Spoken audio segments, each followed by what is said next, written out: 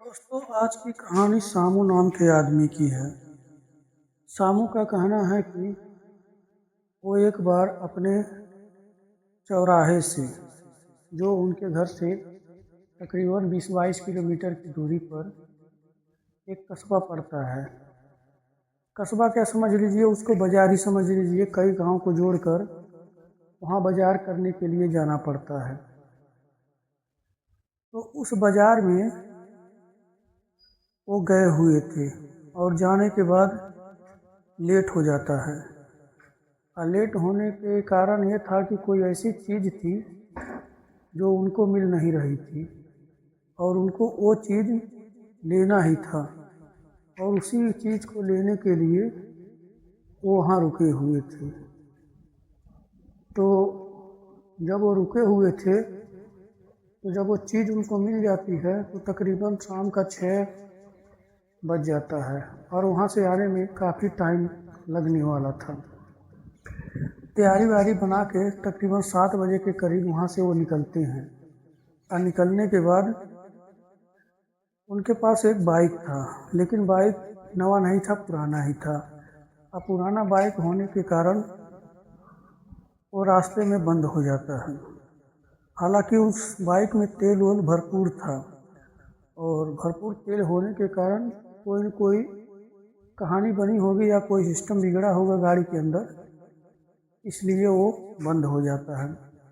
जब बंद हो जाता है तो स्टार्ट करने की बहुत कोशिश करते हैं, उसको चालू करने की बहुत कोशिश करते हैं, लेकिन चालू नहीं हो पाता। उसके बाद वो वहीं खड़ के इधर उधर देखने लगते हैं कि कोई राहगीर आए या मेरा बाइक ठीक कर दे या फिर मुझे लिफ्ट दे दे, मैं उसके साथ चला जाऊंगा। लेकिन उनके गांव का जो रास्ता था ना, उस रास्ते पर कोई वाहन नहीं चलता था, ना कोई सवारी चलती थी और ना ही लोग जल्दी आया जाया करते थे, क्योंकि उनका गांव जो था ना एक वीराने की जगह में था। उसके आगे कोई रास्ता उसका नहीं था, ना ही गांव था। तो इसलिए उस रूट पर कोई गाड़ी सवारी या कोई भी चीज़ जल्दी चलता नहीं था। या तो कोई जो भी आता था या तो बुक करके आता जाता था, या फिर दिन के टाइम तो बराबर मिल जाता था, लेकिन रात के टाइम में बड़ी मुश्किल होती थी। तो वहाँ खड़ा होकर वो इंतज़ार कर रहे थे।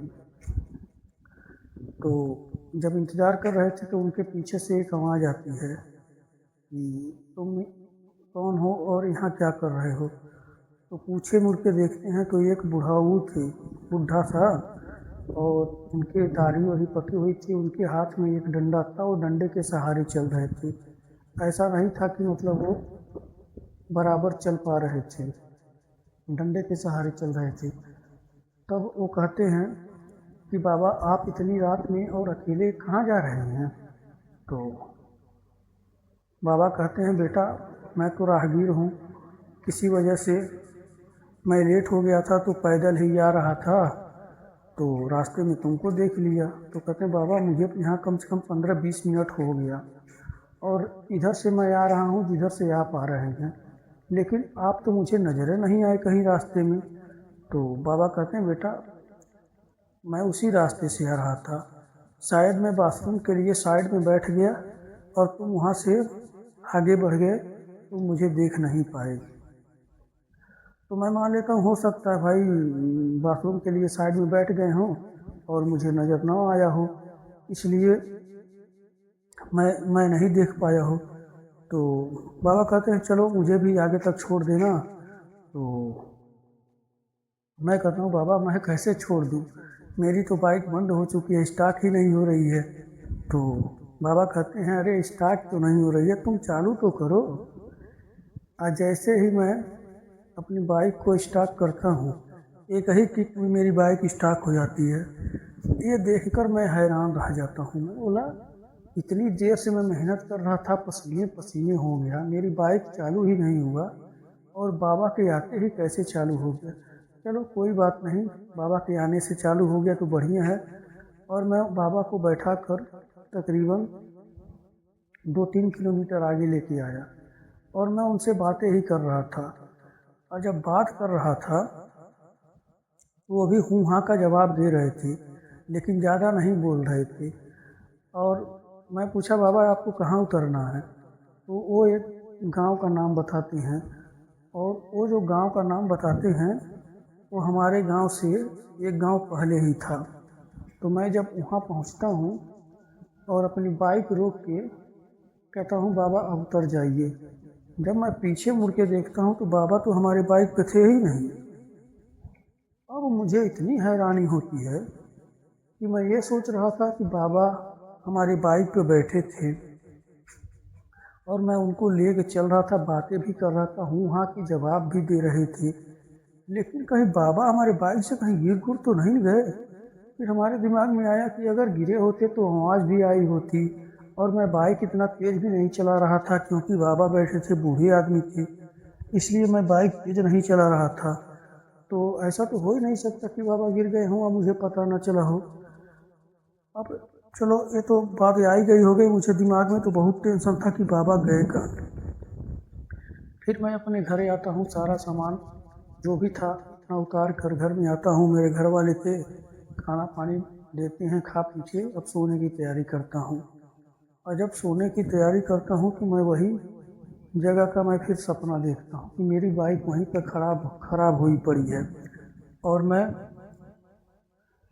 वहाँ पर अपना बाइक स्टार्ट करने की कोशिश कर रहा हूँ। तब तक अचानक चारों तरफ से इतने डरावने डरावने भूत, इतने भयानक भूत वहाँ आ जाते हैं कि मुझे मारने की कोशिश करते हैं। और मेरी हालत तो ऐसी हो गई थी कि मानो जैसे मैं अब यहाँ से बच के जाने वाला नहीं हूँ। तो अब मैं बचाओ बचाओ की आवाज़ दे रहा था कि मुझे कोई बचा ले, ये भूत मुझे मार डालेंगे। तब भी वही बाबा जो हमारे बाइक पर बैठ के आए थे वही आते हैं, और उस समय इतने बूढ़े नहीं थे, जवान ना बूढ़े थे ना जवान थे, लेकिन ठीक ठाक नजर आ रहे थे, और कड़कती हुई आवाज़ में बोलते हैं इस बालक को छोड़ दो, ये बालक तुम लोगों का क्या बिगाड़ा है, ये अपना शांति से जा रहा है, अगर किसी वजह से लेट हो गया है तो तुम लोग इसको कुछ कर नहीं सकते। तब वो लोग बाबा से बहस करने लगते हैं, लेकिन बाबा भी कम नहीं थे, कहते हैं कि अगर तुम लोग यहाँ से भागोगे नहीं तो हम तुम लोगों को बहुत कड़ी से कड़ी सजा देंगे। अब ये सब बात सुनकर बाबा के डर से वो सारे भूत गायब हो जाते हैं, और बाबा हमको घर तक छोड़ने आते हैं और कहते हैं कि बेटा रात के टाइम में ज़्यादातर अकेले ना चला करो, वो भी सुनसान जगह पर। तुमको पता नहीं है इस जगह के बारे में, ये उधर देखो वो शमशान है, और इधर देखो ये कब्रिस्तान है, तो इस एरिया में ऐसी घटना घटती रहती है, क्या तुम्हें नहीं पता है। मैं बोला बाबा हमारा गांव से और ये दूरी काफ़ी दूरी पे है, और ये देखने में शमशान और कब्रिस्तान नहीं लग रहा है, इसलिए मुझे नहीं पता था। तो बाबा कहते हैं चलो मैं तुम्हें तुम्हारे घर तक छोड़ के आता हूँ, और फिर बाबा हमारे साथ हमको हमारे घर तक छोड़ के आते हैं, और फिर मेरी नींद खुल जाती है। तब उस बाबा का मुझे राज पता लगा कि भाई बाबा कोई साधारण शक्ति नहीं थे, हो न हो कोई दैविक शक्ति थे या कोई पुण्य आत्मा थे, इसलिए उन्होंने मेरी जान बचाने के लिए मेरे पास आए, और जो भूत प्रेत जो दिखाई दे रहे थे वो मेरे ऊपर हमला करने वाले थे, और उनसे बचाने के लिए बाबा ने मेरा सहयोग किया, और ये आभास दिलाया कि मैं वास्तविक रूप में नहीं हूँ, मैं एक दैविक शक्ति या कोई पुण्यात्मा हूँ, इसीलिए वो गायब हो गए। तो मैं उसके बाद बाबा को बहुत मन ही मन प्रणाम किया, धन्यवाद दिया, और फिर मैं सो गया। ये कहानी जब मैं सवेरे अपने घर वालों को बताया तो घर वाले कहने लगे हाँ बेटा वहाँ पर शमशान घाट है और कब्रिस्तान भी है, और वहाँ का थोड़ा माहौल भी डरावना हो जाता है। तो दोस्तों ये कहानी यहीं समाप्त होती है। अगर ये कहानी आप लोगों तक पहुँच रही है तो कृपया हमारे चैनल को लाइक कर दें, सब्सक्राइब भी कर लें, और कमेंट में हमें बता दिया करें कि कहानी आप लोगों को कैसी लग रही है। हाँ दोस्तों, अगर आप लोगों के पास भी ऐसी कोई कहानी है, कोई याद बीती है या कोई यार दोस्तों ने सुनाई है, तो कहानी आप हमारे व्हाट्सएप नंबर पर भेज सकती हैं। हम उस कहानी को आप लोगों तक पहुंचाने की ज़रूर कोशिश करूंगा। तो दोस्तों, जय हिंद, जय भारत।